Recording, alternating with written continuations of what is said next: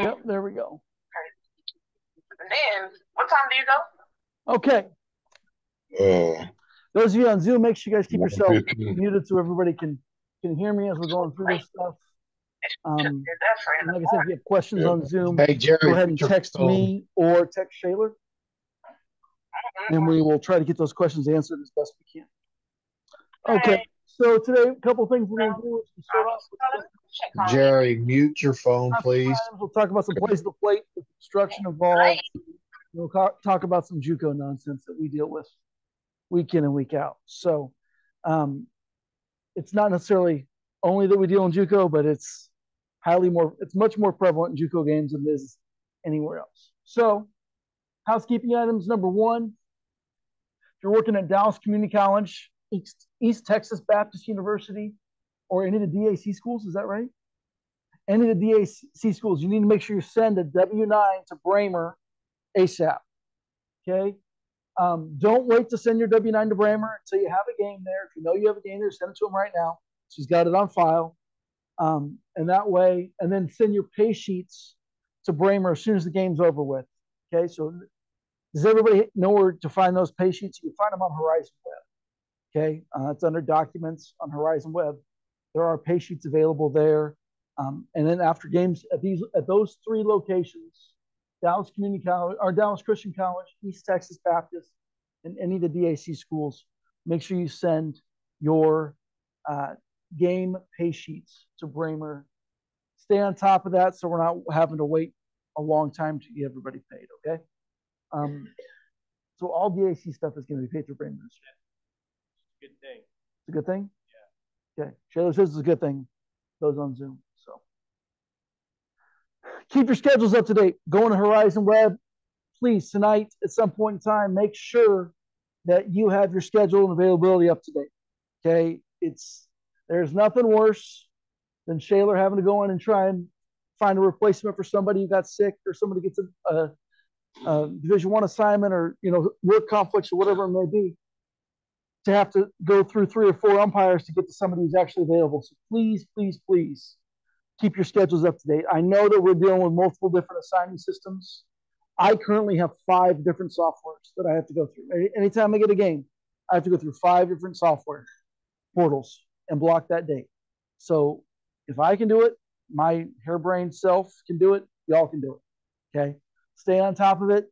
You're going to make mistakes, but let's please just stay on top of it. I say do it once a week, right? Once a week, go through, make sure everything's right for that next week so that you're not having to turn down something because you didn't have your availability up to date. Or you missed something because you didn't have your availability up to date. Get your pay sheets in on time. If you have ejection reports, those need to be submitted in a timely manner. If it's a day game, right, you should have your ejection report submitted before you go to bed that night. Okay? If it's a night game and you don't get home till 2 o'clock in the morning, it needs to be submitted by 9 a.m. the next day. Okay?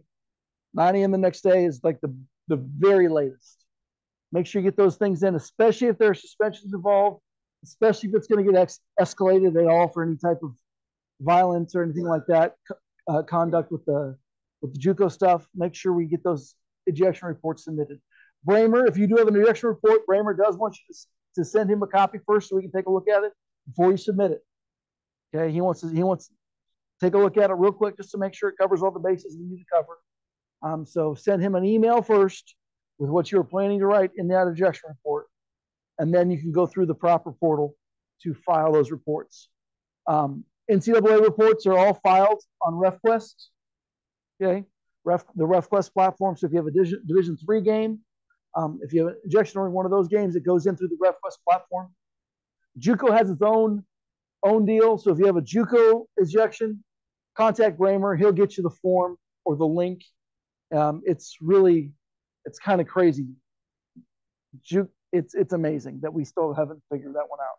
But JUCO still, it's a process. Make sure we get it started as soon as possible. I believe there is a JUCO ejection form on Horizon WebRef as well.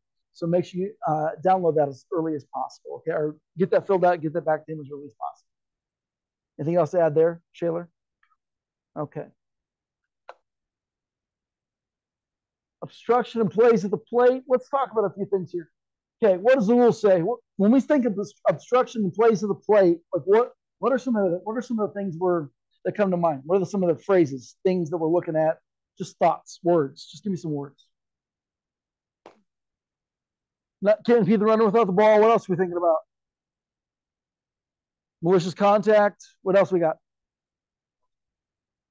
In the process of making the catch. Okay, what else? Yeah, does he have to be there? So we're talking about spaces. We're talking about vicinity of the plate. These are all things that are kind of going through. Anybody else got anything else to think about? Drawn in infield or a ball hit to the pitcher? Google Slides. John? What's that? A drawn in infield or a ball hit to the pitcher? Drawn in infield. Okay, what is that? How does that change things? Right? What else we got? Anything else? Okay. That's a good start.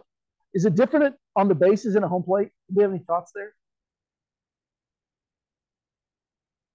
If first base is different than first base in a home plate than it used to be? It used to be really different, right? So let's just think about that, right? It used to be really different. We've changed the rule, I believe it was 3 years ago. We changed our obstruction rule at home plate, and it's essentially the same as it is at every base now, right? You can't obstruct, can't block the base without the ball. Once you have the ball, you can block the base. There are some little things that can happen that are different, as far as like that's not necessarily black and white part of the rule. But we'll look at some of these plays here in just a second. Type 1 and type 2 obstruction. So in place of the plate, we're always going to have a type 1 obstruction, right? Because they're making a play on that runner. So type 1 is making a play on the runner, and type 2 obstruction occurs when there's no play being made on the runner. Okay, let's see if we can pull up some of these videos. What was that? What just happened?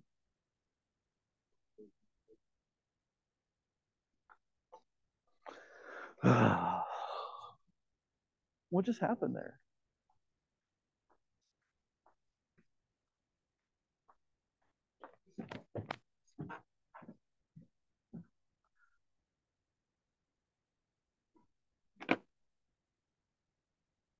Those of you on the Zoom right now, you guys can see, but they can't see in here right now. So let's see if we can figure this out.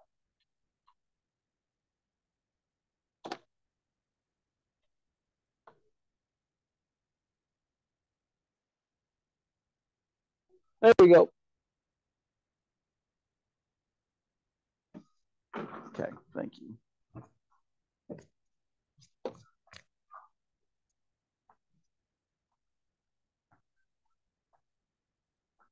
Okay, so here's our first play. We're going to talk about positioning. We're going to talk about all sorts of stuff. Let's go back here. Play.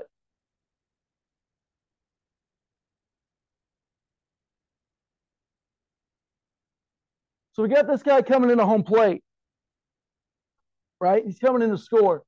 What do we notice about the catcher right here? Where does he set up? Does where he set up have anything to do? Are we thinking about that? Right? So what do we think? We're right here. Ball's coming in. Keep going. Boom.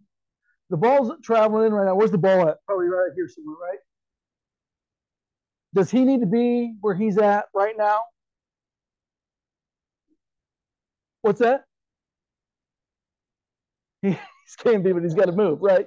Okay, so that's a good start. Where's our runner at? Our runner's out here, right? So at what point in time are we really making this decision on what's happening, right? Like, kind of when he's approaching home plate, right? We can say when he's approaching home plate, it's kind of when I'm thinking, okay, we got to make sure, and that happens really, really, really fast. So as we keep going through this thing, number one, our catcher did what? Does the throw taken this way? No. That's the argument you're going to get on this play right here, right? That the throw is going to take it. It's taking him to that spot. That throw's not taken in that spot. He went to that spot before the ball even got close. And you could also say when they argue that, but he's starter for the throw. Right. So, yeah, initial position. So when I'm working these plays, the initial position of the catcher is the first thing I'm picking up on. Guys, obstruction plays of the plate are so flipping hard. They've made it is so hard. One of the benefits of most of the games that I get to work is that I get to go back and look at it on the camera after it's all over with, right, and see if I got it right or wrong. We don't have that luxury, right? A lot of the JUCO games, D3 games, we don't have that luxury.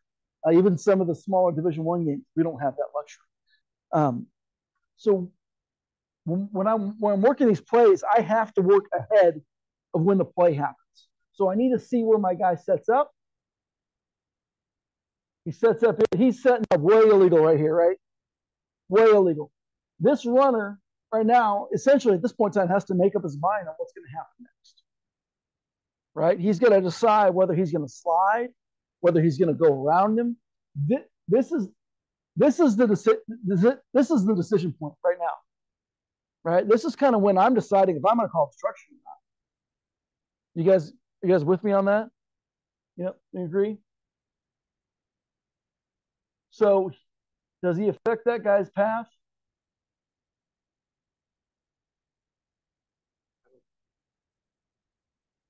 If he had his druthers, where do they slide every single time? Backside of home plate, right? Where does he slide in this one? Inside. He slides back into the inside of home plate. I think his position absolutely affected this play, right? And he didn't have to be there. If the ball gets there 9.5 years before this ever happens, we don't have obstruction, right? Do we all agree on that one? Anybody have any thoughts on that, right? But in this situation right here with the ball, where it's a tight play at the plate, and the only thing that might affect him slowing up, that might affect him sliding to a different part of the base or the plate. I think this is obstruction 100%.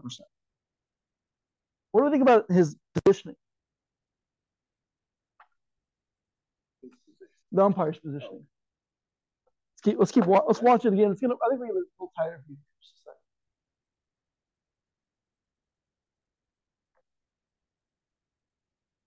Look where we're at right now, guys.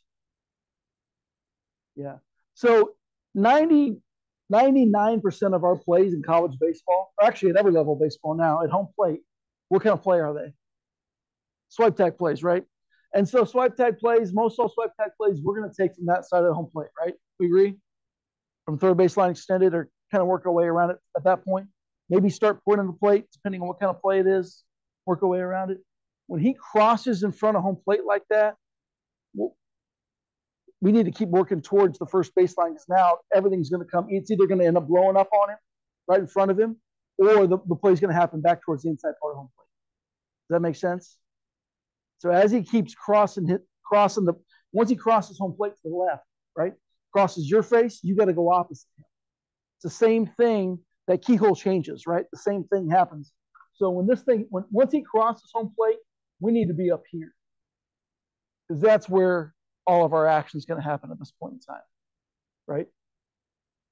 Because sometimes that throw is actually going to take him to that spot. This is not one of those situations, right? He went to where he went to because he wanted to. Yeah, he definitely didn't need to occupy that spot, right? He could definitely be in front of home plate, and this could be a normal swipe tag play. Oh, look where he ended up going anyway, right? So once we need to recognize that, once that guy crosses our face at home plate, we got to start going already.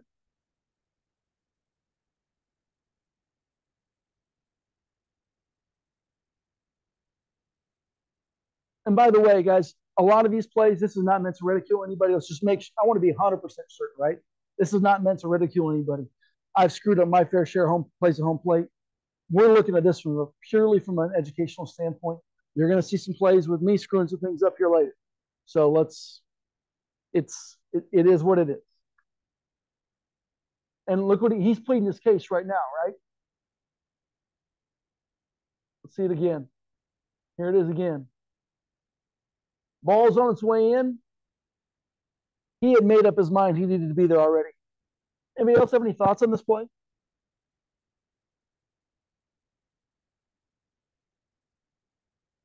We got a discussion afterwards. You have to work on your people skills. Hey guys, let's talk about what's different. What's different since COVID with these discussions? Where does this need to be? Okay, so the coach has to be outside the dirt circle. As the umpire, where are you going to be? In the dirt circle. Guys, use this to your advantage. This is one of the, I know that it goes against every fiber of our being brought up in baseball world, that we want to have those discussions, make them, face to face and be as intimate as we can. Sometimes those conversations can be difficult, right? We have to make sure that if he comes out into the circle, we got to get into the right spot first. I've got a couple of people that I work for, a couple of my supervisors, where if they see that on video that I've got him in the dirt circle at home plate and we're having a discussion, that might be my last game, right? It's really important. We use that to our advantage. It's a great advantage because you know what happens? You take him to that dirt circle, the edge of the dirt circle. When I'm done, what do?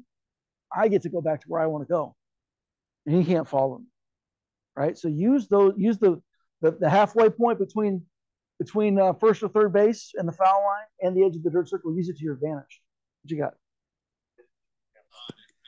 Hey, Andrew, I got a quick question for you. Do we actually use the terminology obstruction? Let's say that play happens, and I've still got players right here, and he's excited, so he's already in my hip pocket, right? I'm going to turn around and say, "Hey, we got to go back over here, and we have to have the conversation here. Remember?" And I always say, "Remember," and they're like, "Well, that's stupid." I'm like, "I agree, but let's do it over here." Right? I always agree, even though I don't necessarily agree, but I always agree. I agree. That's dumb. Let's go back over here. Right? Yeah, I know. Oh man, I feel your pain. I'd love for you to yell at me right here. Let's go have you yell at me over there. Right? Every time I've had to move them to have a discussion, I haven't had any pushback from that. No, there isn't a whole lot of pushback. Usually, if there's going to be pushback, probably so angry that you're going to have to run them anyway. Mm-hmm. But if it's truly a discussion, like, oh yeah, whatever. Yeah, that's real. It's like a. Mm-hmm. No, everyone's so freaked out. COVID was had killed everything. Like it was crazy. Now I think it was different at the JUCO level because I think the enforcement was so different, right? And that's really if we're consistent about that across the board, it becomes easier for everybody. Okay, so stay consistent with that. Okay, this conversation keeps happening. Happens for quite a while. Wow. I think it even changed seasons. See the clouds? Yep.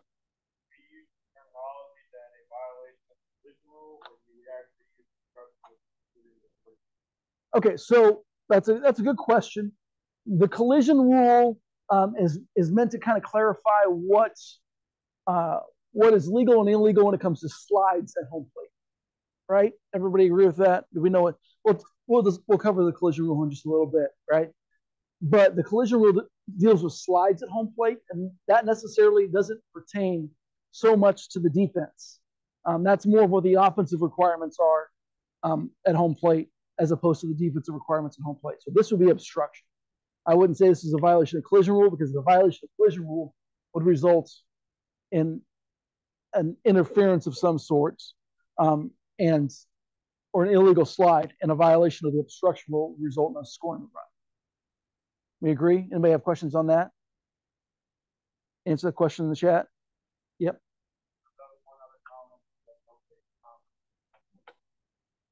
So, for example, I'm assuming what you say, you say, hey, we need to go out the third circle by the rule. Mm-hmm. So that's a whole other problem. So if they're going to be opposite in that situation, if they refuse to do that, number one, we're not going to talk about the play, and number two, our next step is to warn them and eject, right? Because that's no longer it's just the way it is now. That rule is not going to change. It is 100%. It actually might get more severe, if anything. Everything's going to go to the 45-foot line, but Like, we don't talk about the play until we get to where we need to get. Does that make sense? If we give into that stuff and start talking about the play before we get to where we get to, you're not going to get there, right? Because then you start getting emotional. They start getting emotional, and it just builds on each other. You got to find a way to shut it down until you get to the spot where you need to get to, and then we talk. And that might mean I lead them. That might mean I go on a jog, especially if I'm in the middle of the field and they start walking out. I'm just going to run right past them, and I'm going to go stand right where I need to stand, next to the 45-foot line, next to the foul line. And they'll come with, or they'll go without. One of the two things. Okay. Is this a play where we're going to get help on? This is great. What's that? Is this a play that we're going to get help on? Evidently. So we had, how long was this discussion? A couple minutes, right? It was a long time. Are we going to get help on this play? Did he have all the information he needed right in front of him? Mm-hmm. So if I'm working home plate and I've got this play in a game where we don't have replay, I need to have that information. I need to make a decision, and I'm not going to go get help on it. Okay? My partners aren't going to come in and bring information to me unless I ask for it in these plays, right? Because I need to judge everything that's right in front of me. So getting together on this situation feels to me like it's simply an appeasement, right? We're just doing it to get the coach off the field. We can get the coach off the field an easier way. No, we're not going to get help on that. No. Okay, this conversation is now over with. We continue to argue. This is your warning now. Continue to argue, you will be ejected. Okay, you've now been ejected. I'm walking away. Right? Anything to add on this play? Have we beat this play to death now? We have. Yeah.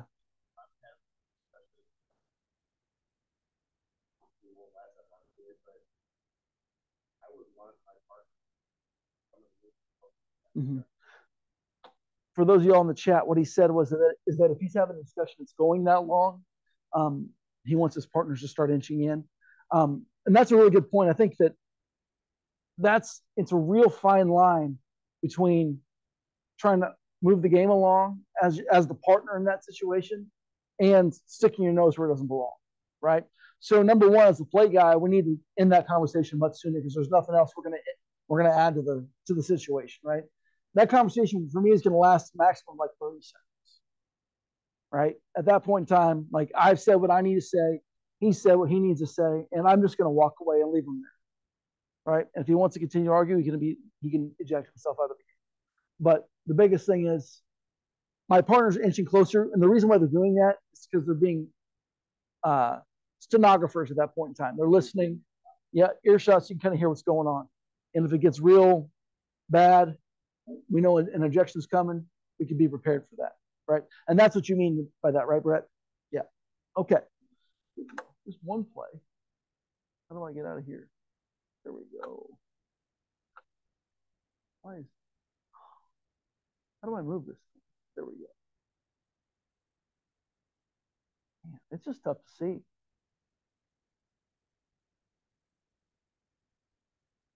Go full screen. Okay.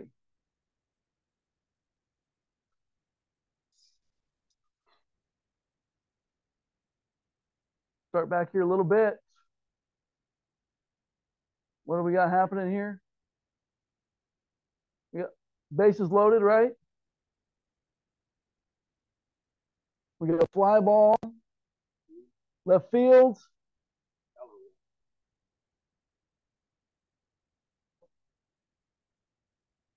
Okay, this is a fun one, isn't it? Okay. So number one, start with starting position. Do we need to get that deep, right, on a fly ball left field with him tagging? Right? We want to line it up, right? But I don't need to be that deep. He probably overcompensates there, right? You line up the tag, you got the catch in left field, This is a 3-umpire crew, I believe. Or it might be a 2-umpire crew. I don't remember exactly. But whether it's 3 or 2, it doesn't matter, right? Because that's your ball to left field. Because that guy's going towards the line a little bit, or wherever it is. I can't quite tell. Did he start out okay? Yeah, is he legal right now? 100%. That's right where he's supposed to be, right? Where's the ball at? Making its way in. Did he have to go where he went to catch the baseball? I think he did. Right? I think he did. He didn't make that adjustment until the flight of the path of the baseball took him there. If he tries to catch that baseball, and those of you guys on the Zoom can't see me, but if he tries to catch that baseball, he's going to catch that baseball completely outstretched to his left. Right? That's not how we make baseball plays. He went in, he squared it up to catch it, make a tag. So I think Joel, you had made does he have to occupy that space to make that play? Yeah, I agree. What are the runner's requirements in this situation? He has 3 options. What are they? Get down. He can slide. He can always slide legally, right? What is a legal slide? What are components of a legal slide? What's that? Yep, one of the buttocks, or what else on the ground, or chest, right? Yep, buttock, chest, or yeah, buttock or chest on the ground before contact with the defender, right? What else? Go around. So he can peel. He can avoid contact, right? He can avoid contact. That's number 2. And what's number 3? He can give himself up.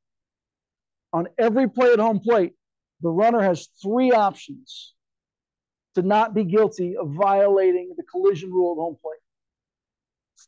Option number 1, slide legally, meaning that we slide with one buttock or both buttocks on the ground before contact. What are other requirements for a legal slide? What's that? Directly in the base isn't necessarily the case here, right? Because it's not a forced play. Does that make sense? So that's only on a forced play. Not a forced play, right? Yep. It's not a forced play. What else we got? Christian, what do you got? Yep. So our cleats have to be below the knee, right? That's a requirement. What else? No crossbody rolling slides, right? We agree with that? I think that pretty much covers it. Anybody have anything else? Okay. So legal slide, right? Option number 2 is to avoid contact with the fielder, with the defensive player. And option number 3 is to give themselves up.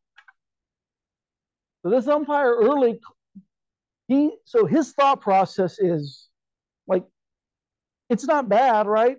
I can see him thinking through this. We have talked about obstruction so much for the last few years. He's like, that guy's in front of the plate without the baseball, right? The problem is sometimes we can't see the forest for the trees in these places. So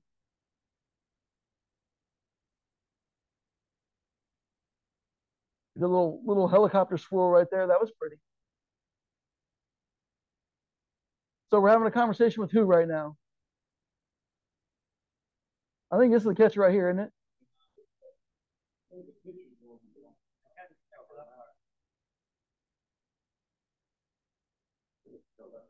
That's the catcher he's talking to right now, right?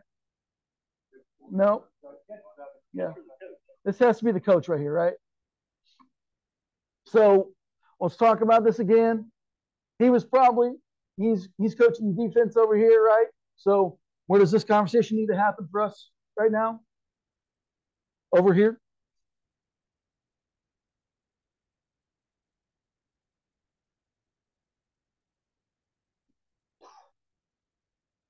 This is a pretty long conversation too, isn't it? One thing I do kind of like his partner isn't right up in his business, but he is probably within earshot, right? We talked about that a little bit, Brett. He's getting there, right? If he needs to get in there real quick, he can get in there pretty fast. How fast? What's your 60 time, Brett? Not fast enough. Right? Conversation ended. We didn't get together. We charging a visit on this? Let's ask that question. Right? So we got offensive, defensive conferences in this play.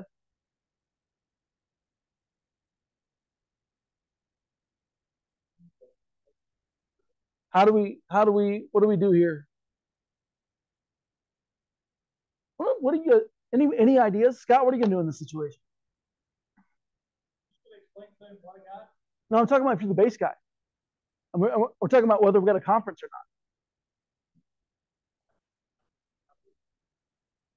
not. Right. Anything you're going to do like to.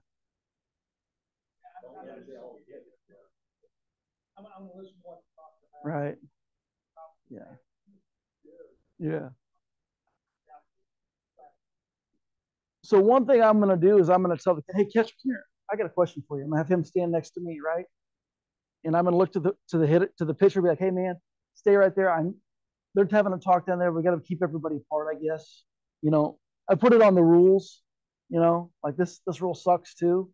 You guys got to stay away from each other, right?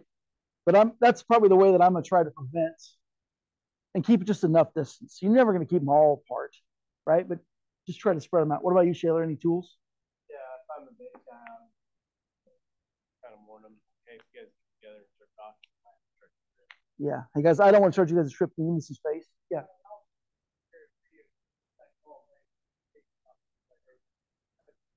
Right. Yeah. So it's not a high deal, but the problem is you deal with some people who think they're intellectuals, right? And right. What they just might keep my mouth shut too. Yeah. Mm-hmm. Yeah. So I'm gonna repeat it for these guys in here though. So what he said, what Doug asked was, we had a home run, and we want to get the catcher away from home plate because there might be some tension when that guy comes around to score. Is that what you're saying? Okay. So while they're running the bases, if he goes out to the mound to talk to his pitcher, are we going to charge him? Right. Action's still going on. We're not delaying the game. Right. So now if he wants to stay out there after he crosses home plate, and he's going to force me to walk across to break it up, then we got to charge a visit. But I'm going to be pretty lenient in that situation to make sure that, and I'm going to talk them through it to make sure that we all know what's about to happen before it happens. Does that make sense? I'm going to be like, hey man, you want to stay? You want to trip right now, or do you want to come back? Right now, I haven't charged you yet, but you got to come back. Okay, I'm coming. Okay, now he comes back. Most of the time, they don't want to talk to the pitcher anyway. They're pissed at him for shaking them off twice and getting taken yards. So they don't, and he's probably left-handed too. So that's the worst part, right? Right, Roche? Shayla, are you left-handed? Oh wow, that's a problem. Take a look at this next one. Okay. Okay, so right now, what do we got on this play?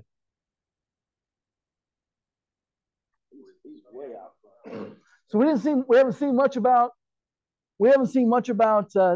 leading up to this yet, right? Right now we're like, oh shoot, there's a collision at home plate. Don't have information. Let's look at the positioning of this guy at home plate. Is he in a good spot? He's in a freaking great spot, right? You can tell he probably started third baseline extended. And as this catcher crossed his face, he made that adjustment step.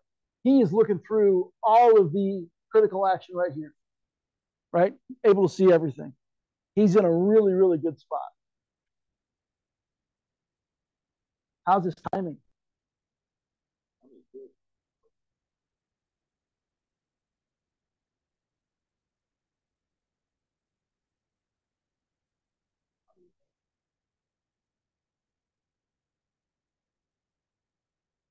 See if this angle teaches us anything. Teaches us they can't field the ball, right?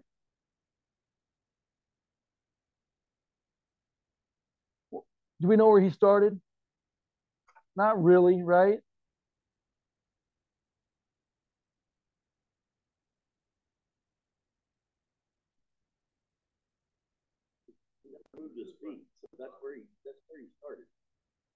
Yeah, it's a little bit up the line. He's almost on the backside of it, right? And I'm guessing he didn't start there. They don't normally start behind home plate. Let's just keep watching a little bit here.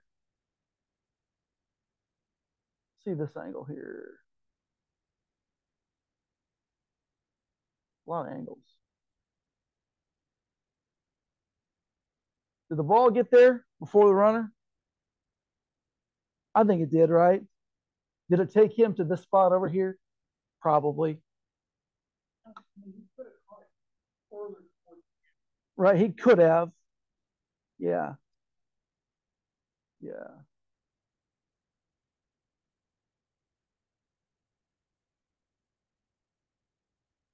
This is one of my really good friends working the plate.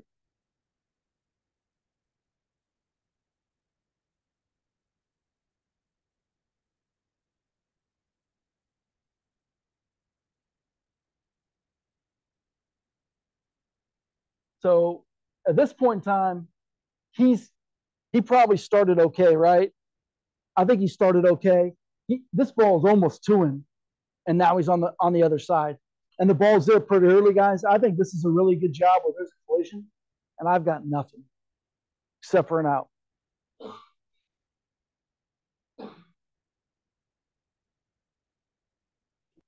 on that, like stuff that could have been further up towards you fielder and field, like fair territory. To make a lot of cases, right? Yeah. So the thing is that he starts here. He can move laterally, right, to go get the ball. He's not necessarily required to go forward. Does that make sense? To go get it. Now, I do understand what you're saying. So the question was, you can make the case that does he? I have to remember to repeat it for the guys in Zoom. So the question was, could you make the case that he can catch that ball further towards the infield, towards the pitcher's mound, and not be in that position right there? Ball got there pretty early. He moved laterally. It looked like to go field the baseball into his chest. Yeah.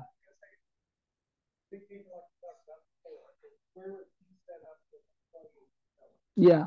So when the play, yeah.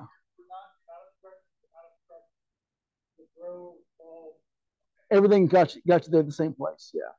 Yeah. So what Scott was saying when there was that the big thing is initial position is going to abdicate them of some responsibility, right?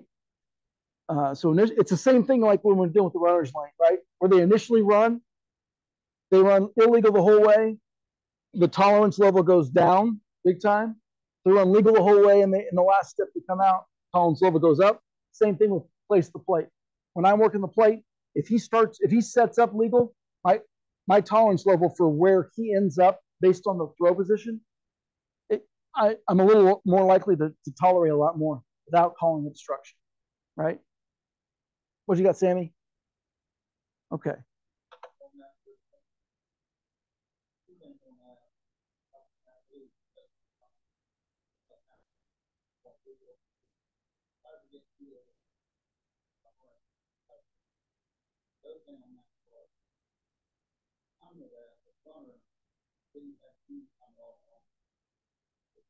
Right.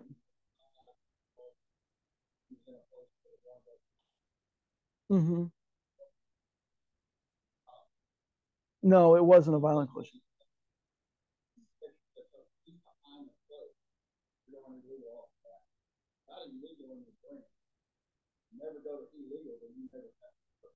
Right.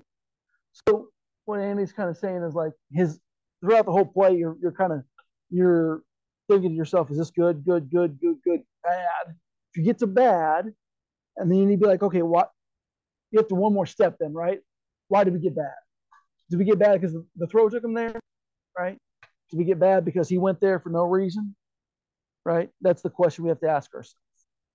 What you got, Johnny?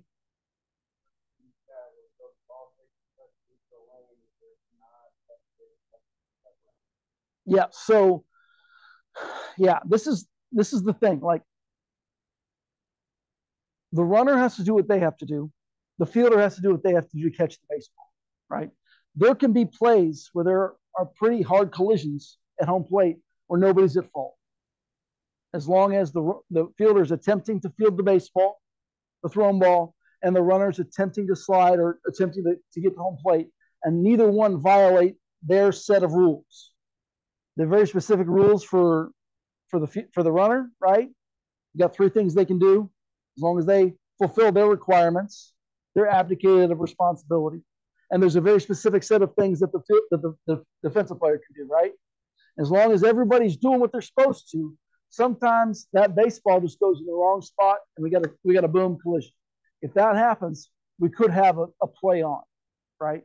The biggest thing is that we have to know and be able to explain by the rule what happened and why we don't have any of those, why we don't have obstruction or violation of the collision rule. What do you got, Sammy?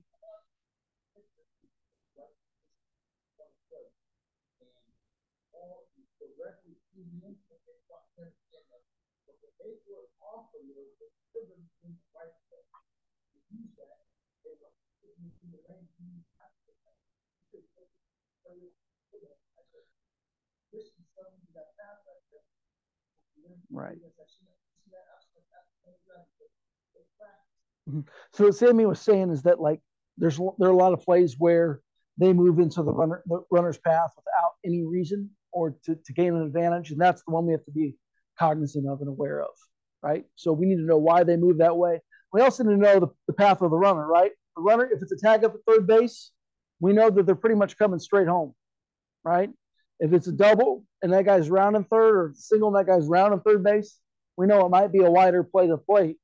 And the catcher's initial position, he might be able to actually even set up a little bit in front of the plate and block part of the plate, because that's not the part of the plate that guy has access to. They have to have access to the entire plate, but if they're coming really wide in the home plate, it might be that whole backside that's theirs. Does that make sense? They're on there. You can't block any part of the plate. Am I not? It's cutting out. Is it distance, or what do we think? Is it better now? Okay. It's just cheap. Yeah. So the biggest thing is, like, we just have to make sure that we're able to explain our decision based on rulebook terminology. Lots of Rick here. You get lots of Rick.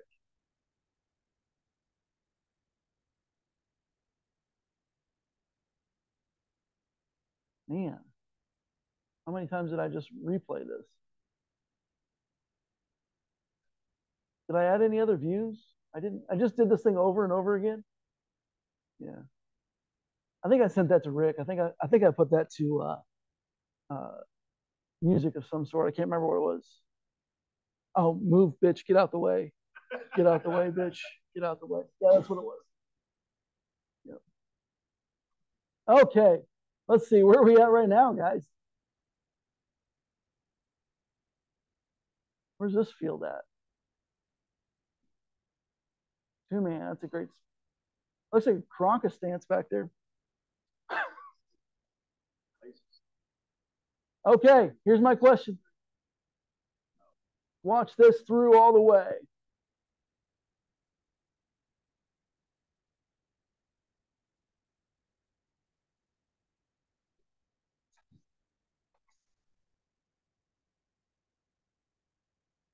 Okay, mask gets out of the way. Here he is. Is he legal right now?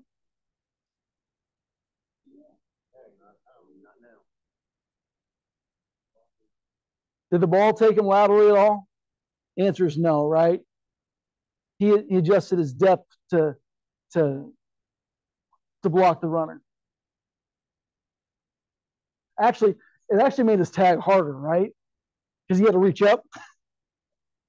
So if he had actually been where he was supposed to be, he might have actually got him out in the situation. What do we think about the umpire's position?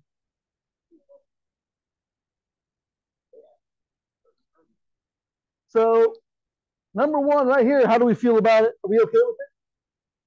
I'm okay with it right now. I'm a little closer, right? But that's kind of my personal preference. I like to take fewer steps to be able to make my adjustment. You can do that by cutting down the radius, right? It's like that. You know, I looked up a few words before I came in here. Yeah.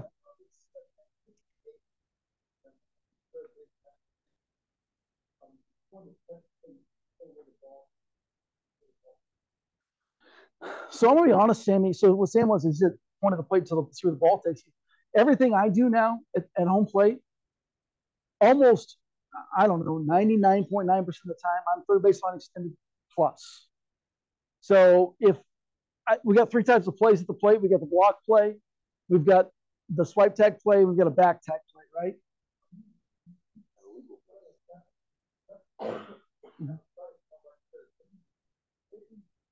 Yeah. Yeah.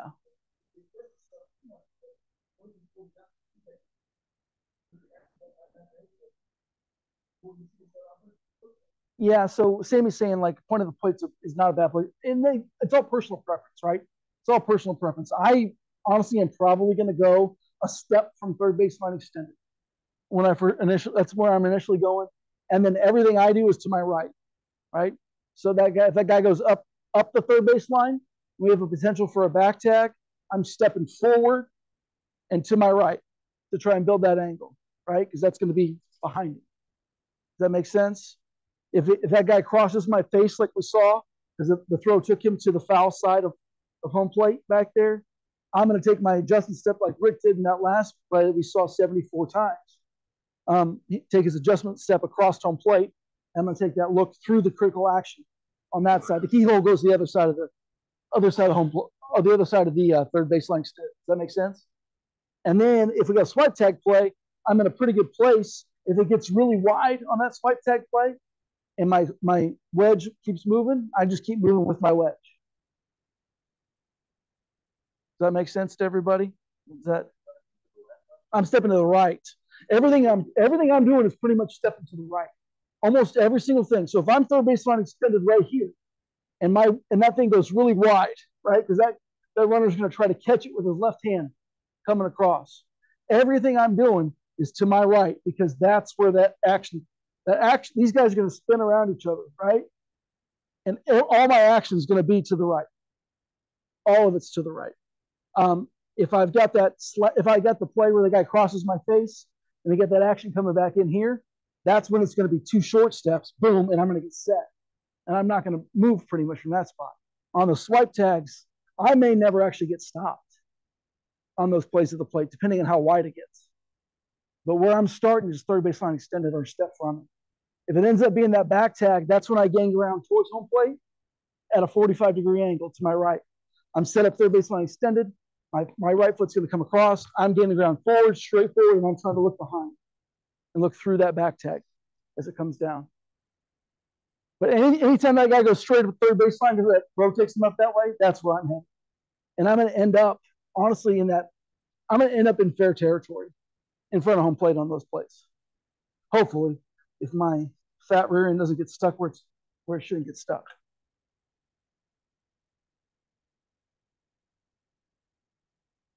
Wow. Can we smell the smoke in this one? Do you guys see his thought process? Do you guys see it happen? Because I could see it. He's thinking, he's like, oh no. Oh no. Kale got offended when I said fat. I'm sorry, Kale.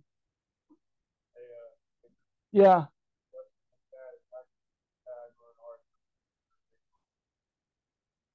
On R3, I don't understand the question.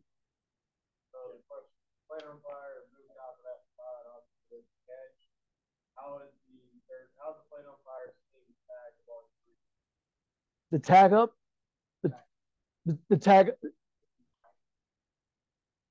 the tag of, okay, I guess I don't understand. I'm saying, hold on a second. I got a question. Are we saying the tag up at third base, or are we talking about the tag at home plate? Oh, okay. So that may be later. I'm talking about as the play develops at home plate. If I've got a tag up at third base, I'm still gonna line that up the way it's supposed to be lined up. But as the play develops at a home plate, that's my starting point. So that's a good point, JP. So like if let's say we have R3 and we got a fly ball to right field, right? I'm not going third baseline extended right away. I'm going to drop back, try to open my vision, almost first baseline extended. But as soon as that ball is caught and I got the tag at third base, I'm scooting my tail to third baseline extended for the potential play at home plate. But that's a really good point. I guess I wasn't clear on that point. I'm still going to line up the tag, but as the play develops at home plate, my initial position for the play at home plate is going to be third baseline extended. Okay. That answer that question, do you think, JP? Anybody else? Let's keep watching this because it's good. We see him thinking about it, right? He's not in a bad spot. He might be a little deeper than I want to be. All right. Catcher knows, as soon as he catches the ball, he knows he's about to get blown up, right? So he knows what he did. Is the runner legal?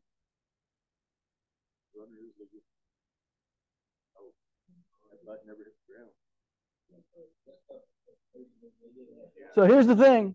Okay. Here's the thing. We talked about the runner has to slide legally, right? As he's approaching in the vicinity of the base, he has to slide legally, right? When the catcher comes up and takes away cuts down his angle to home plate, we're talking about thresholds, right? Because you referee football, we talk about thresholds all day long, right? What's holding, what's not holding, when does it become holding? Same thing with legal slides and illegal slides. As the defense does more to take away my opportunity to slide, the threshold for me being guilty of an illegal slide goes up, right? Does that make sense to everybody? I don't think he's guilty of anything here. If this was at home plate, right? If this was at home plate, we might have something different. But he's still 12, he's 10 feet from home plate right now, right? 12 feet from home plate. He's at the Willie Mays Hayes it all the way in there, right? And that's pretty tough. If he starts sliding on the grass, which is where he almost is when he has to start his slide, right? He starts sliding on the grass, that's pretty tough. Is he trying to avoid contact here? I think he's trying to not be guilty of blowing this guy up, right?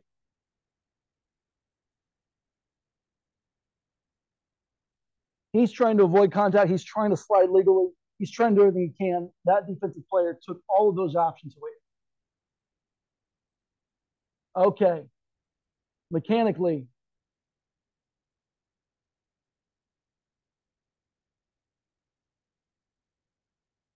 Okay. First things first. Mechanically, how do we call this? What's the first thing we're going to do? Did he do the right thing first? He went time. What's the second thing? Point. That's obstruction. I'm going to point kind of where it happened. Okay. That's obstruction. Point with my right hand. And then what's the next thing we need to do? Score the run. Score the run. Boom. Some people might give a safe. I'm good with that. It's confusing to some people because sometimes we give a that's nothing mechanic, right? So I typically just go timeout. That's obstruction. And I score the run. Score the run. I point straight at home plate. Yep, it's pretty clear to everybody when I score the run, it's going to be slow and deliberate. I'm going to use my voice, right? And then I'm going to prepare for a conversation because we're about to have a conversation. 3 people are going to be really upset right now. Who are those 3 people? Pitcher, catcher, coach. If you are not the guy that just made that call home plate, where should we be? Out here? In the devil's triangle. Take a look at this. Where this guy is. Is he helping? Negativo, right? He is not helping. Look at my catcher right now. Is he mad? He's pretty pissed right now, right? So. That's the offensive catcher. Oh, okay. Sorry. Yeah, there he is. What is he doing out here? What is he doing out here? Yeah, he told him to touch the plate again. Why is he in his gear still? I'm so confused right now. Are we going to get together and talk about it? No, we are not going to get together and talk about this. Right? He had all the information he needed. Yeah.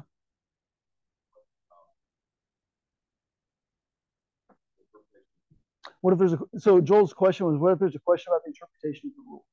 Well, there's a couple things we need to do to make sure that doesn't happen, right? Number one, come to the meetings like this and talk about it, right? So, but I get what you're saying. That's so prepare yourself first. And number two, if you do have a question and the coach asks something that makes you be like, okay, I need to ask that question to my partner to make sure that I'm right.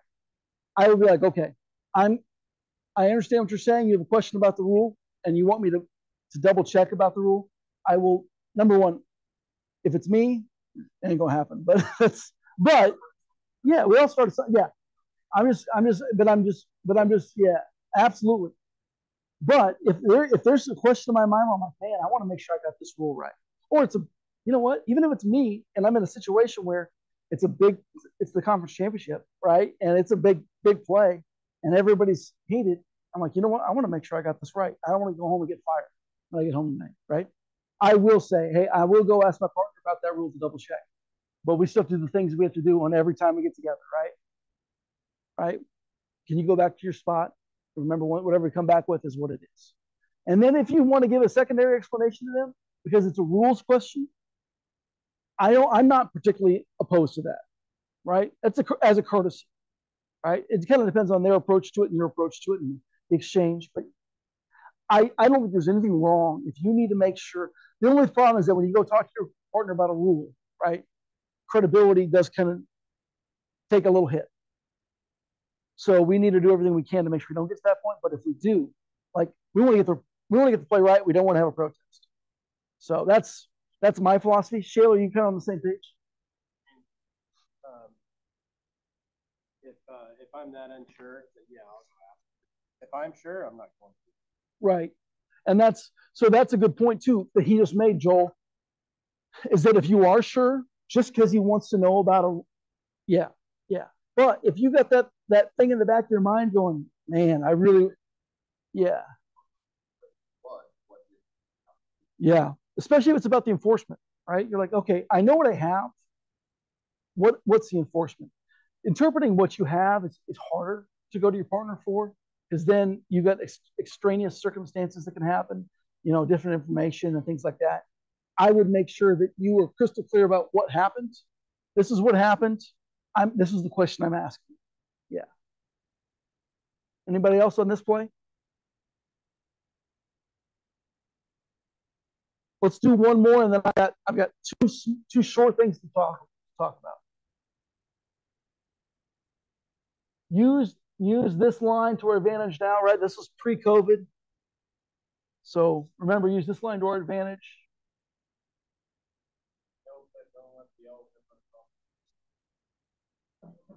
I don't know what that means.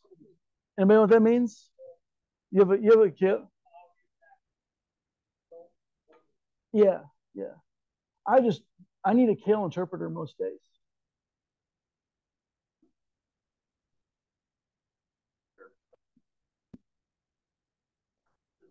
Oh, this one's fun. Okay. Oh, I guess I can just let it play.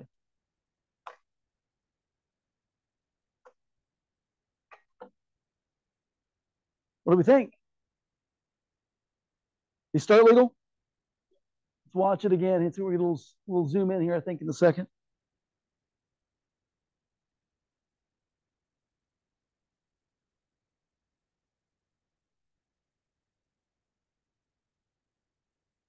You start legal? I think you did. What about umpire's position?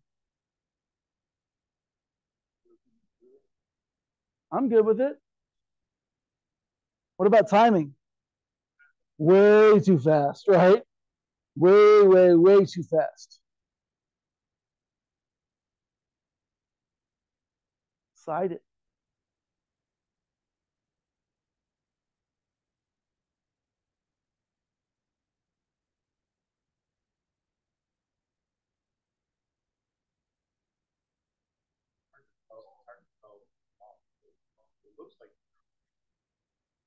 throw definitely took him up the line, right? It kind of seemed like the umpire is moving through like critical action of the play happening. Mm-hmm. Take a look at it. Boom. I mean, he's moving a little bit, but his body's pretty still.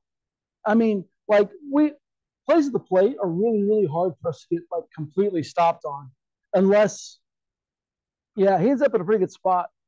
Plays at the plate that don't. How about this? Let me put it this way: plays at the plate that don't go 100% according to plan are sometimes difficult to be completely stopped for, right? But we don't want to be going up and down and doing too much, right? We want to limit our movement so we get in a spot where we start where we don't want to have to take like one step, a half a step, right? And maybe move our head 6 inches instead of up and down and then over. What do you got, Scott? I was going to say, I think you got rushed a little bit. The player Mm-hmm. If I have time, I'll grab that. I'll hold that. I'll throw it away. So what Scott said was he thinks the play guy got rushed a little bit because the player had to come in and grab the bat and throw it away. Yeah, if you have a chance to grab the bat, I honestly take it, and we actually learned this in umpire school. I take the end of it and I throw it as far straight back through my legs as far as I can, all the way back to the backstop. Like it'll go flying. It goes up, slide it right on the. Is that what you do too? Yeah, same like umpire school. Yeah. No, it doesn't go flying. You slide it on the ground. You slide on it goes. Yeah, it's on the ground, but I'm going to get that thing out of the way. Walk up, drop step, grab that, hold it back. Straight backward toward the backstop. What's that? Oh yeah, bat flip warning for the umpires. That'd be good. Yeah.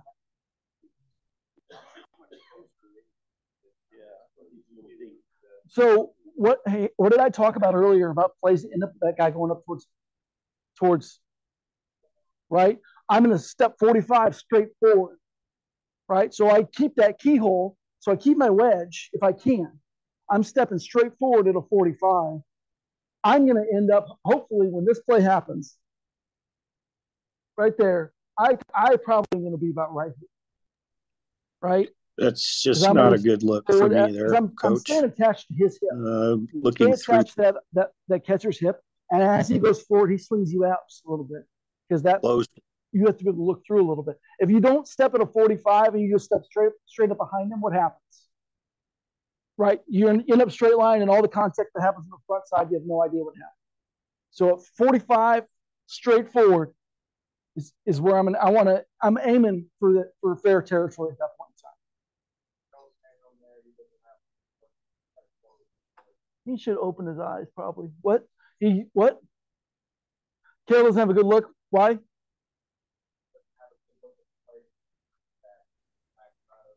Yeah, so he probably stops sooner than he needs to stop, right? So he needs to keep.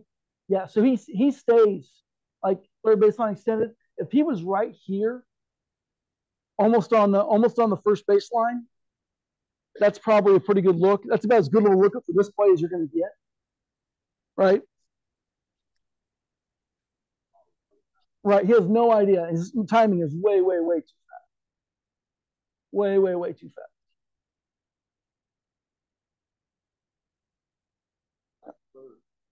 Uh-huh.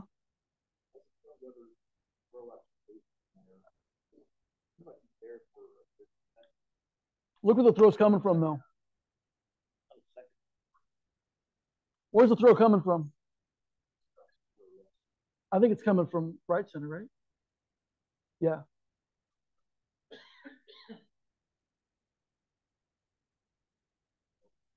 Oh, it's coming from shortstop, right? Okay, it is coming from shortstop. Sorry. Looking different. So I wouldn't overthink that. He's clear, and it's just a left. Yeah. Yeah. You can't make him wait. Because he sees the line of the throw that whole way, right? So the question was whether or not he got there too soon, kind of, right? So when he's up talking about. So that throw is coming from left center, and the relay guys at the shortstop or the second baseman right there. I can't tell who's throwing it, but he sees the line of the throw, and that's when he moves. Once he sees the line of the throw, at that point in time, Right. So that's why I'm looking at that's good. Now, if he's doing something that he wouldn't do, he would only do with the runner coming home. Well, say that again. Say that again. So, he would field the ball that way, even if the runner wasn't coming home. That's why he's taking that step. really good point. That's a good way to think about it. Is if that's the same thing that the fielder would do if the runner was not coming home to field that baseball, then that's his level of the threshold for obstruction goes up, right? What's that? Okay, test. Got me? Okay, thank you. Okay, this one's fun, right? Okay.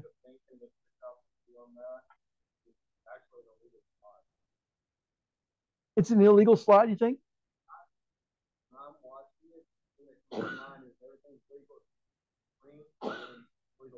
Which one was it? Play 5?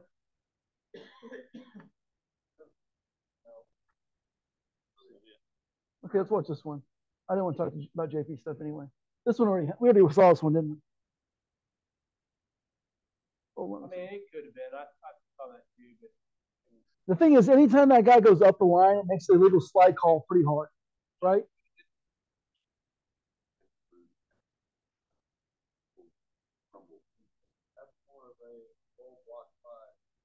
Yeah, so from a roadblock slide standpoint, I mean, it's definitely potentially an illegal slide, right? Yeah. So, I mean, yeah, okay, I can get with that. I actually didn't even look at that when I was first watching. I was just watching on the instruction side and the plate mechanics side. Yeah, at this point in time, like, did he attempt to avoid contact? The answer is no. Did he attempt to slide legally? Not really. Everything was cross body at that point in time, right? He might have been intending to have an illegal slide. Okay, question. Let's say we have an illegal slide in this situation. We're going to call him out for an illegal slide. What are our mechanics on that?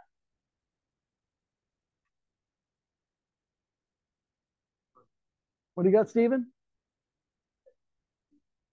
He said time. Point at it. Yep. What are we going to call it? Anything? Well, I think he starts his slide at the proper time that he normally would. Mm-hmm.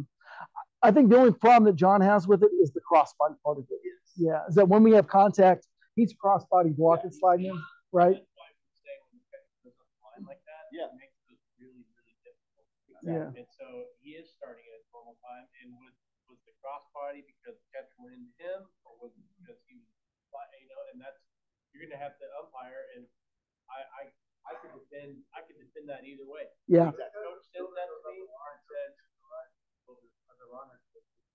right. So the throw going up the line, what John just said, the throw going up the line doesn't abstain the runner of any type of, doesn't abstain him from making a legal slide. The question that you have to do and that you have to make that decision, and this is why we get paid the big bucks, right? Is we have to decide whether that slide was illegal because of how early the contact happened because of where the fielder went, or was it, if the fielder had not been there, would that slide have been a normal slide in home plate, right? Potentially, but the problem is that guy cross-bodied him. He probably wasn't going to cross-body if that guy wasn't there, right? So that, but regardless, whatever your judgment is on this one, right? Whatever your judgment is in this one, we're going to have it out in this play no matter what, right? As long as he holds on to the baseball. Okay, that's a really good question. So the question is how are we going to verbalize it? And Steven, we almost got there, right? We got timeout. We point at it. What are you going to say, Schindler? I've never had it. I'll probably just say that's an illegal slide. He's out. That's exactly what you should say. Timeout. That's an illegal slide. He's out. Signal with the mechanic, an out mechanic. Yeah. So if you have multiple runners, now, okay, so here's the thing, Doug, that's a really good point. You got multiple runners, and if they're advancing and it's an illegal slide and that puts the catcher on his tail, yeah, I'm gonna call timeout because I'm not gonna let them advance, right? If it's an illegal slide, it's probably gonna put the catcher in the ground. Do we agree? He's probably not gonna be standing at the end of the thing. So I'm probably going to call timeout and not let that guy advance. Remember, when you're calling timeout in a lot of situations, if I pitch or anything, that's just giving you another second to process. So timeout, you're like, oh crap, that's an illegal slide. So when you're killing it in whatever situation in baseball, that's allowing you to slow down and replay it in your head and come up with what you're about to say before you do it. If you just start with that's an illegal slide, and you might fumble over those words. So timeout is just allowing you to slow down and process it. Yeah, so what Shaler said, for those of you guys in the Zoom, is that timeout gives you just an opportunity to slow down and process the play and to figure out what you're going to say next. The other thing is don't try to say too much. I have a very limited vocabulary of things that I say when I call timeout. I'm either going to say that's obstruction, that's interference, that's an illegal slide. Keep it very, very simple, right? You'll have plenty of time to over-explain it once the coach comes out of the dugout, right? Okay, so I think that's good for obstruction of plays at the plate for this week. Do you have any questions on that stuff right now? It's clear as mud, right? So number one, let's just go over what we talked about. Number one, the runner has obligations, right, to not be guilty of the collision rule. We didn't even talk about malicious contact yet, right? Malicious contact supersedes all the rest of this. We have malicious contact in plays at the plate. It's an ejection and an out, regardless of whether obstruction occurred or not. We're all on the same page there. Malicious contact trumps everything on those plays. What's malicious contact, people might ask? You know it when you see it. Yeah. Yeah. If it looks like a football play, it's probably not legal. Oh, man, this cheap Amazon stuff. Essentially, like, malicious contact supersedes everything, okay? So we've got the runner's responsibilities. We talked about the defensive player's responsibilities, right? Where he initially sets up is going to give you a lot of indication of what we're going to have for the rest of the play.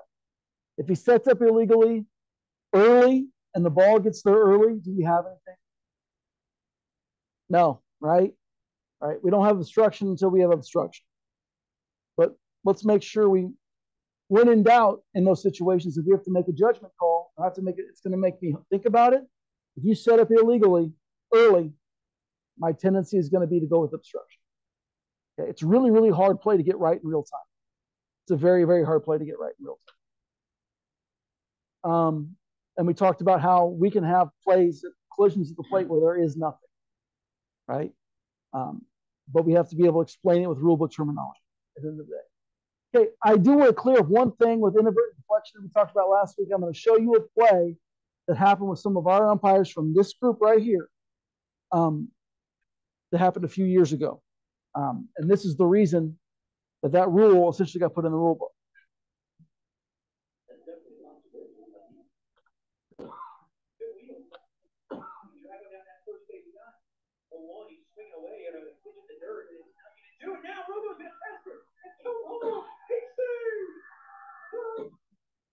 Did you guys see that?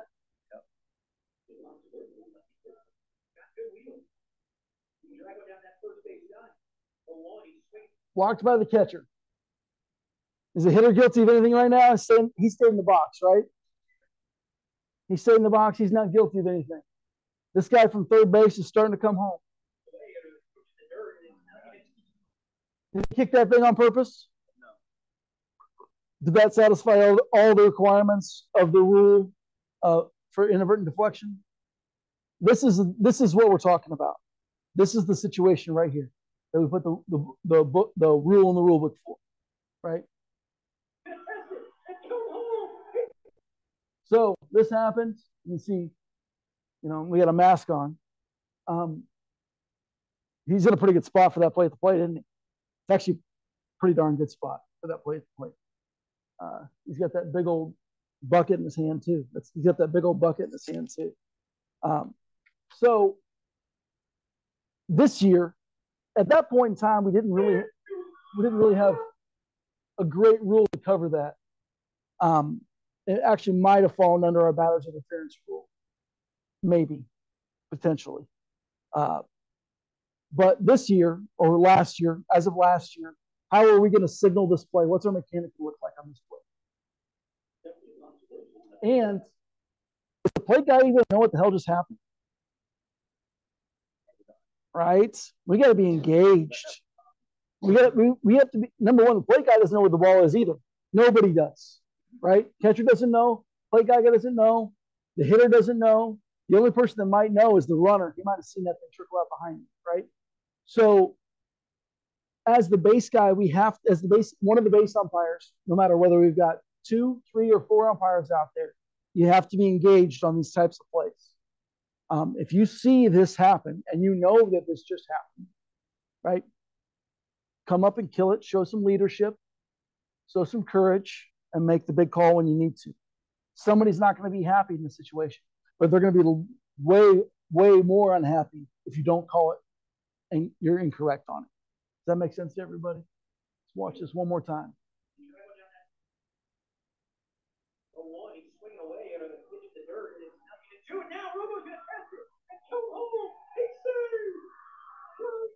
Yeah.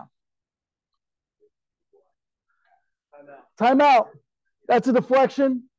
Go back to third base. I'm not going to say interference because it's not interference, right? Timeout. That's a deflection. Go back to third base. Come out and be big. I'm probably going to say timeout like 4 times while I'm trying to figure out what's about to come out of my mouth next, right? Yeah. Swing. Mm-hmm. I'm going to scream. I am going to be screaming. Oh, yeah. Here's the thing. Yeah. So, a couple things. Yeah. I think that got, you need to know. Mm-hmm. Right. So what Shayla just said was, if I'm going to call that from the bases, I have to know, right, that it just happened. I have to know that he deflected. I have to know he made contact with the baseball. This one's pretty obvious, right? This is the one we don't want to miss, right? This is the one we don't want to miss. Yeah. But you look like $1 million if you're the one on the bases. You're like, oh shoot, look at that time, and I'm going to be screaming, and I'm probably going to be running in and making a scene of some sort, right? What you got, Andy?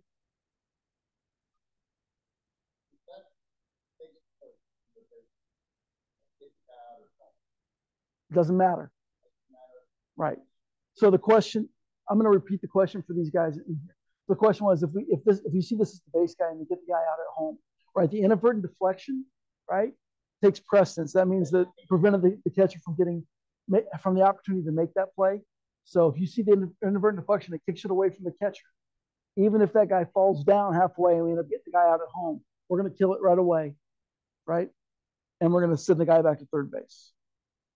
Yep, this is not like a batter's interference.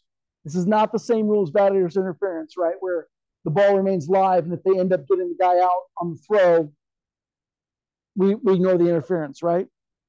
This is not the same rule. This is dead immediately, timeout, that's a deflection, you go back to third base.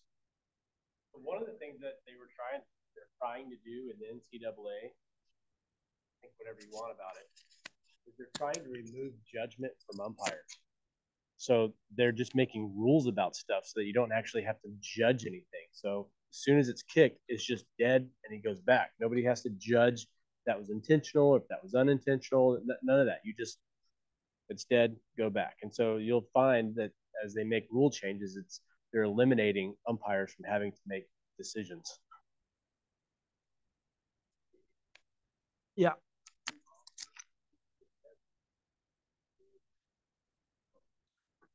Immediate dead ball. Yeah, but it's an immediate dead ball.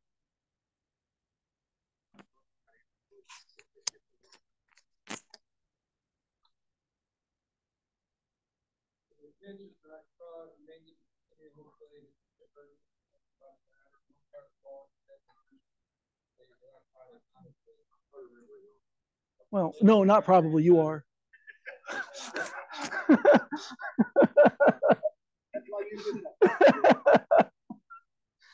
I'm sorry, Spenny. Okay. Any questions on the inadvertent deflection rule here? Clear as mud too. Fun stuff. Let's go back and let's finish these slides and get out of here. How do I start this slideshow? Wow. How do I move this thing? Is there a hide thing? Forget it. I'm just going to do this. Is this it? No, this one. I can't see. It don't matter.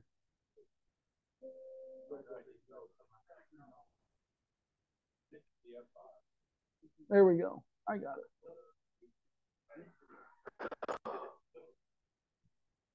There we go.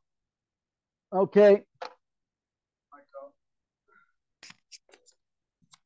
Okay. JUCO nonsense. Let's talk about a couple things that we have to deal with in JUCO games. We don't have to deal with many other games. Bench jockeying, right?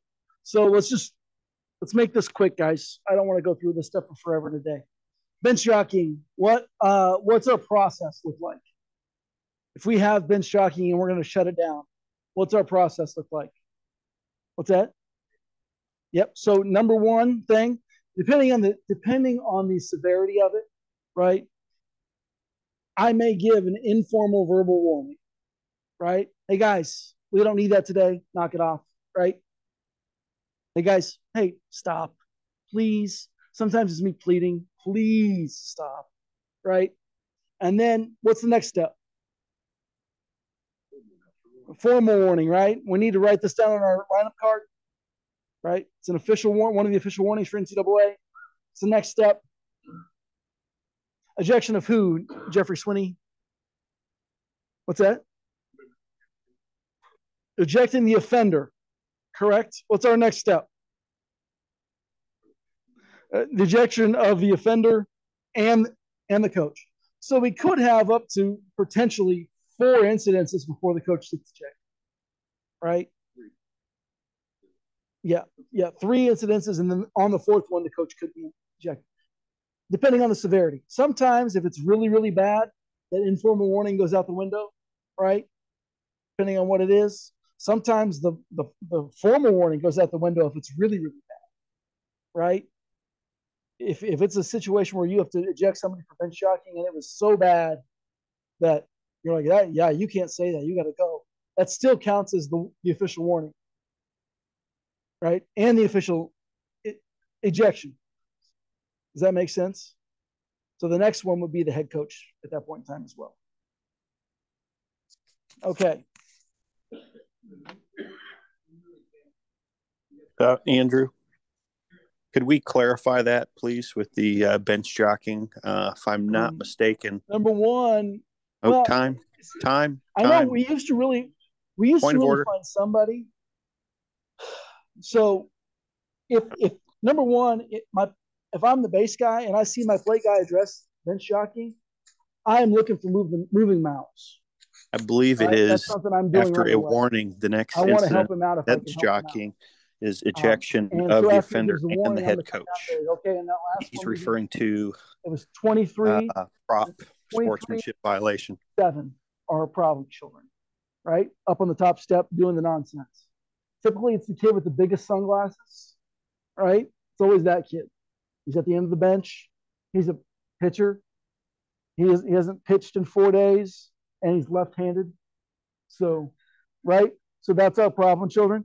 So, but I'm going to help him. If it's just me and I'm on an island today, right? There are some days where it's like that, and I give the warning, and I have to turn around and now I have to act. I'm going to get the guy on the top step. If you don't want to get ejected, don't be on the top step, but don't be standing next to the guy that is popping off, right? But I'm going to figure out kind of where it's at. And if I need to get somebody, I'm going to get somebody. What I'm not going to do anymore. It's better for me to throw somebody out and get the wrong guy on accident than for me to say the coach pick somebody, because that can only hurt me at this point in time. Hoping that you get experience, you start getting a feel for when it's happening, so that you're not just by mascot. Oh, somebody said something. I know when it's coming, and as you gain experience, you start feeling the tension, and you start watching how they're interacting with each other. You need to be ready for that. And so, Does it make you uncomfortable? yeah, a little bit. So, and that's one of the things, as you gain experience, you're gonna be able to. I mean, I don't have a better word than have a feel or start taking in signs and things throughout the game. How a guy slid into second base. You know, I'm watching every interaction that they have on the field when the runner slides in and he pops up. I'm watching that body language. I'm watching all of that stuff at all times, so that I'm not just 3 innings later something he popped off and I had no idea. So there's a couple of things that really get us in trouble. Number one is never addressing it, right? That's a problem. That's a big problem. And number two is overcompensating on the first instance, right? So if it's the first instance, it's just some kid being stupid, right? We don't need to lose our lid, you know. You'll also, as you gain experience, you're going to know which coaches will help you and which ones are going to hurt you.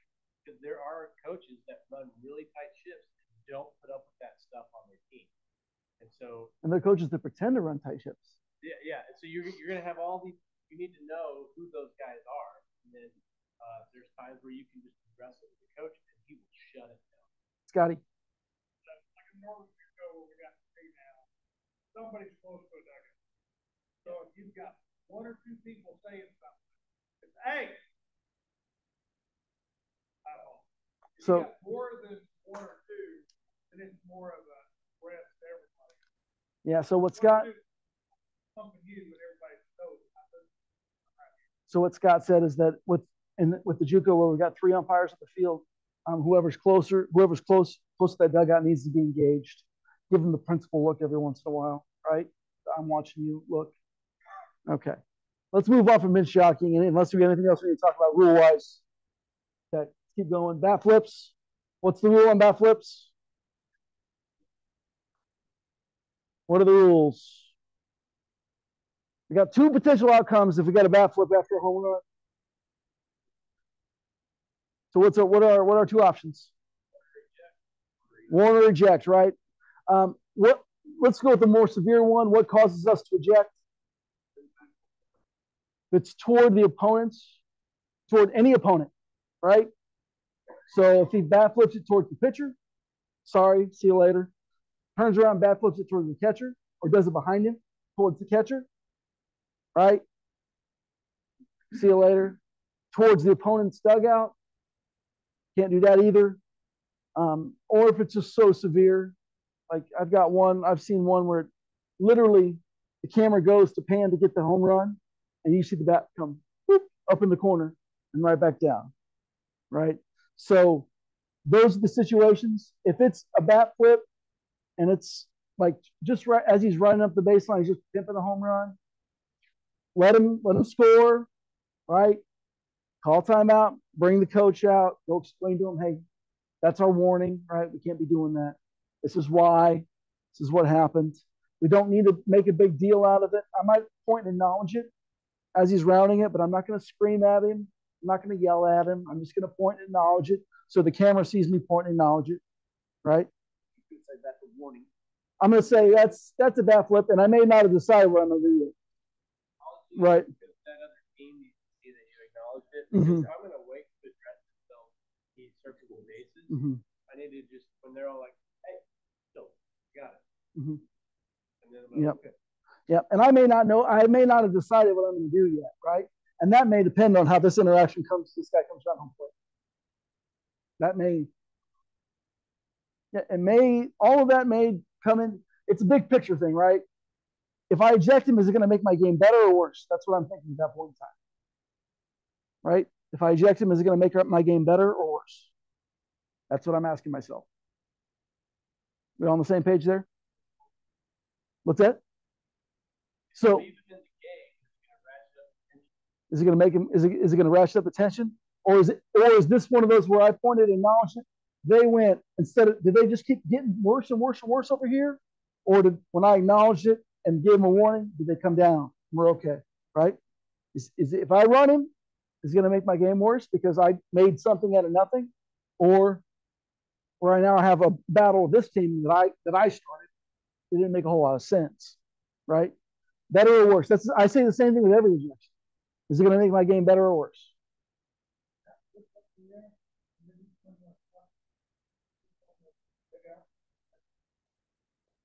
Yeah, so what Sam says that there are other factors, right?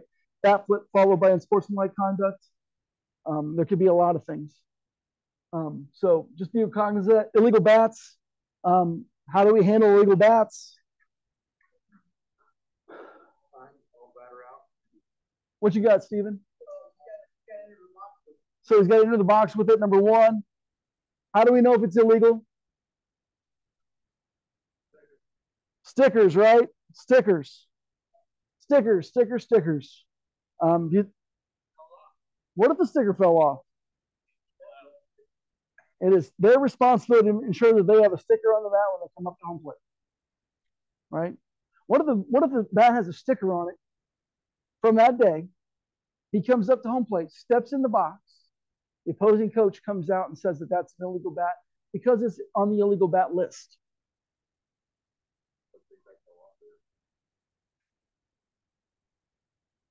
I'm asking, what are we going to do?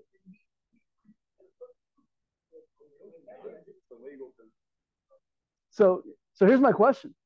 Now, this is a good question, right? Because in the pregame, before the game, before the series, they're all supposed to test these bats. They're supposed to make sure that they're on the legal bat list. They're supposed to make sure that they pass their compression test. And the opposing coach or the opposing whomever, administrator, is supposed to sign off on it and put the sticker on it. They step into the box with a bat that has a sticker that says it's all good. And the opposing coach comes out and says that bat is not legal because it's on the illegal bat list. It's not on the legal bat list. So here's the thing. Number one, if they step into the rule book just says if you step into the box with the illegal bat, you're out. If the bat is not on the legal bat list and they step into the box with it, they're out. Number two, I'm going to just absolutely undress that coach for approving the bat in the pregame. I'm going to make him feel really, really bad. Because I'm going to be like, why did you approve the bat in the pregame? Is this what you needed to do to win the game today? Is this how we needed to play this game? You're going to play the game like that all weekend? So what you're telling me is that everything you say to me for the rest of the weekend, I cannot trust, is what you're telling me right now. So for the rest of the weekend, you just don't even come out. Because if you do, it's probably not going to end well. I am going to make him feel really, really bad. Yeah, it's absolutely ridiculous. It's something we shouldn't have to deal with. But it's absolutely something that will happen in JUCO nonsense.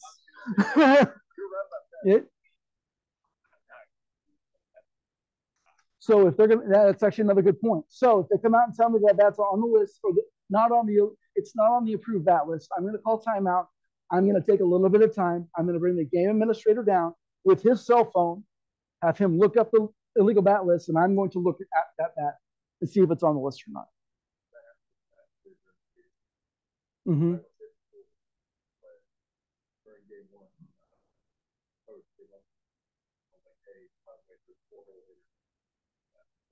Mm-hmm.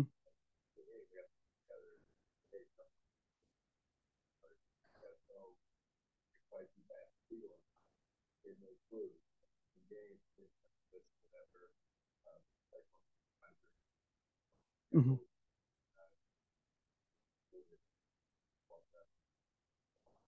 Mm-hmm.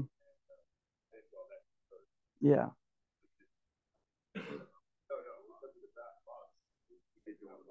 Mm-hmm. No, so the rule is he's just out, right? Anytime I step into the box with an illegal bat, I'm simply out. I'm not ejected. The only reason I would be thrown out of the game is if for somehow I went back and got that same bat that I'm going to take to game administration, right? If I were to somehow get that same bat and yeah, so number one, he's out. Well, it just depends. So sometimes it becomes like it gets bent or dented during the game, right? It could become illegal at that point in time. It could become illegal for a lot of different reasons, right? Or the sticker fell off, or it wasn't approved in the pregame, right? That's probably the most common one. Some kid who doesn't ever play didn't put his bat in the pile to get compression tested. He stepped into the box, right, without a sticker. They notice it. They call timeout. We call him out. We take that bat. If it's the beginning of the series, we take that bat and we take that bat to either game administration to take to our locker room, and it stays in our locker room for the remainder of the series, or at least at the end of that day, right? If it's just illegal because the sticker fell off, they can come get the bat after the game and test it whenever they agree upon testing it after.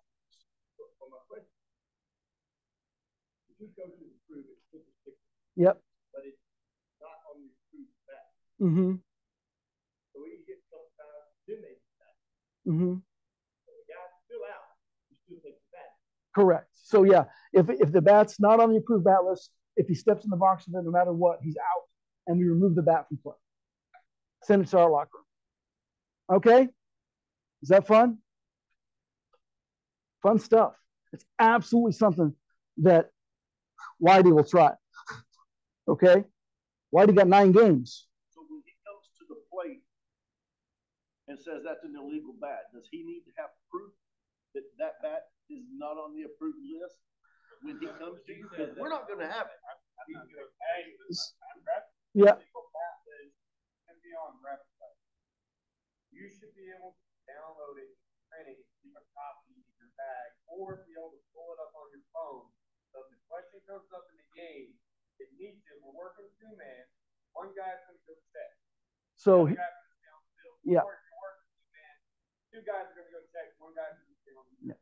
So you are responsible to keep that fit up, just like we would have a rule. yeah. So what John said is we need to have a printed list of that.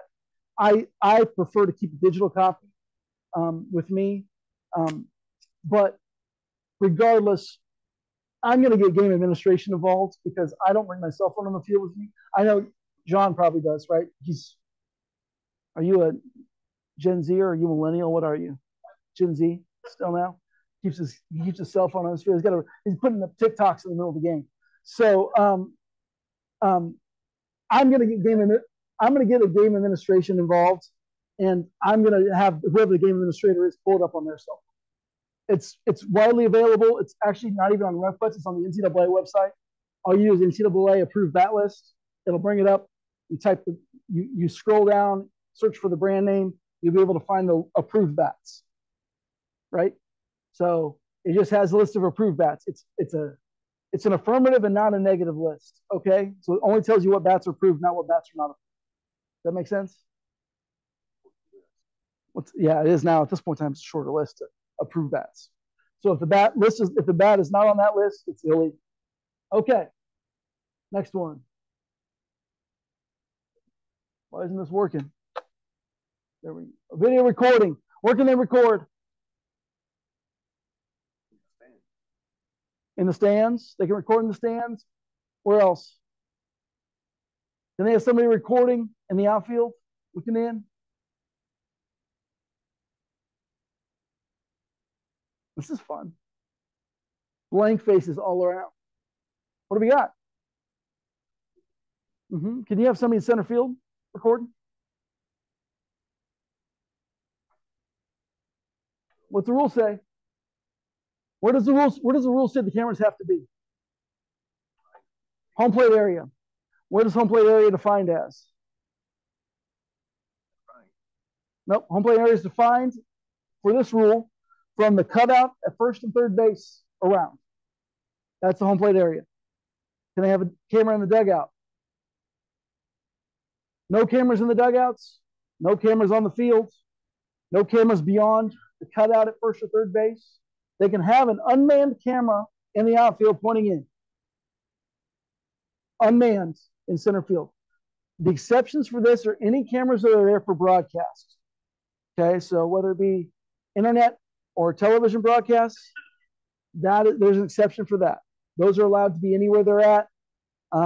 There's no live transmission from those video cameras or communication from any of the video cameras on the field to the dugout. We all good on that? Home plate area, one unmanned camera from the outfield looking in. Okay. Communication devices. We got, actually, players starting pitches. I forgot about this one. Who can chart pitches? Stephen? Correct. Non-uniform personnel. We agree? Where can they chart pitches from? Stands, right? I'm going to give them the stands. No matter where the stands are at, they want to sit. If there's stands in left field and they want to chart pitches from left field somehow, let them do it. What if it's the relief pitcher? It's charting pitches, and all of a sudden they got to go in and play. Yeah. Uh-huh.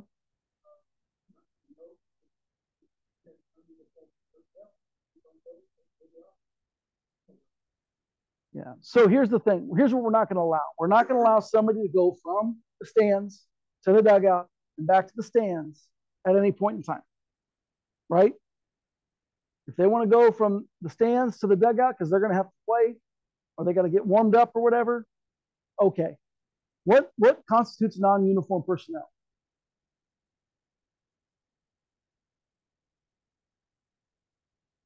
Any ideas? Yeah, I think what I'm going to say is the uniform shirt, right? So if they're wearing a jacket, they're wearing a hoodie, anything like that, and they go sit in the stands, I'm okay with it, even if they're wearing baseball pants. I'm not going to get that technical. But the biggest thing I'm not going to allow is stuff going in and out of the dugout, because this is the JUCO stuff, right? This is the stuff we got to deal with, these, especially the D3 JUCO games in the DAC. They're going to want to go back and forth to tell that guy. They're coming back in and tell the guys, oh, he's got 3 pitches. You know, he throws 68 miles an hour. It's great. You know, swing twice. But that they're going to run back and forth. We don't let them do that. Are we going to wait for somebody else to bring it to our attention before we handle that? Absolutely not. I'm going to pick it up and I'm going to be like, no, let's just not do this. Okay, what's the penalty for violating this rule? There is no penalty, right? So I'm going to tell them to stop. If they don't stop, I'm just going to be like, okay, then they're ejected, right? I'm going to tell them to stop. I'm going to explain to the coach what's going on. I'm only going to tell them once. If I see it again, we're going to have a real stern talking to at that point in time, and then I'm going to start checking. Right? Okay. Same thing with video cameras. They can't go back and forth to the dugout. We all good with that? If you're in the stands, they can't be in uniform. Communication devices. What can they wear? When can they wear them? Who can have them on? Catcher can have what kind of communication device can the catcher wear? A one-way device, and he can wear the earpiece, right? Can the defensive players have a communication device? They can have a non-audio communication device, right? Non-audio electronic communication device. You're going to see that now. They've got these wristbands where they'll start calling plays on these wristbands. That's legal, right? Can base runners do the same thing?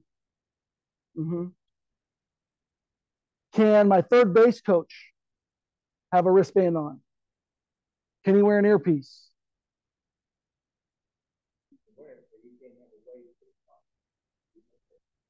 There's only a carve out for one person on the field to wear the receptor portion of that earpiece, and that's the catcher. Nobody else can have an earpiece. Only the catcher, not the bullpen catcher, not the pitching coach. One person can have the earpiece, and that's the catcher. Clear on that one? It happened in one of my games last year. The third base coach was trying to, the head coach was in the dugout, third base coach, they're trying to relay offensive plays so he could signal him from the dugout to the third base coach so he could signal. And that's not legal, right? Okay. Fun stuff. What else we got? Communication devices, any other questions? If they're wearing the card, right? Card, where can it be? What can they do with it?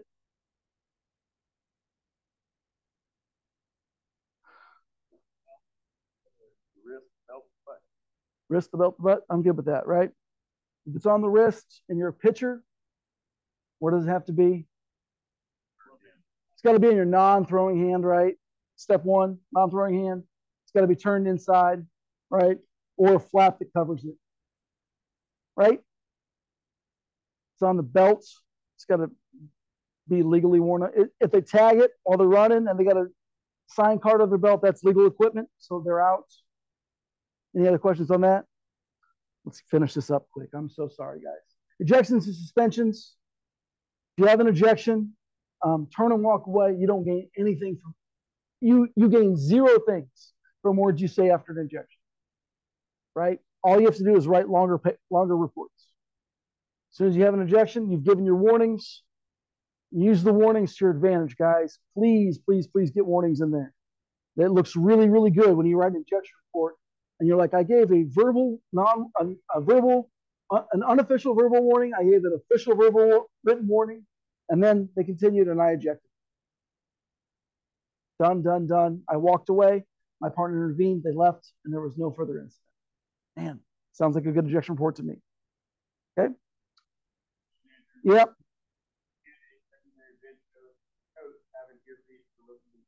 Only one person on the field is allowed to have an earpiece. Only one person in the game, or two people in the game, are allowed to have an earpiece. And that is the catcher for the one team and the catcher for the other team. It's the only two people allowed to have an earpiece. If they're using radios to communicate with the bullpen, right? Those radios are now, you can't have an earpiece, right? Those radios are walkie-talkies, two-way radios. You're only allowed to have one type of communication device between the dugout and the bullpen. You can't have four. You can't have a cell phone, a telephone, and a walkie-talkie. You can have a walkie-talkie, or you can have a hardline telephone, or you can use cell phones, or allowed, right? But you can have one type of communication device. Okay, I talked for way too long tonight. What else we got, guys? Any questions? Let's wrap this thing up. Thank you guys so much for coming out tonight. Oh, let's get started. Here we go. Fun starts. Here we go. Thank you, everybody, for coming out. Anything else, Shayla, you want to add? Okay, Zoom guys, thank you so much for tuning in. Appreciate y'all. Yeah, let them begin. Here we go. You want to say something to the group? No. You turn it off.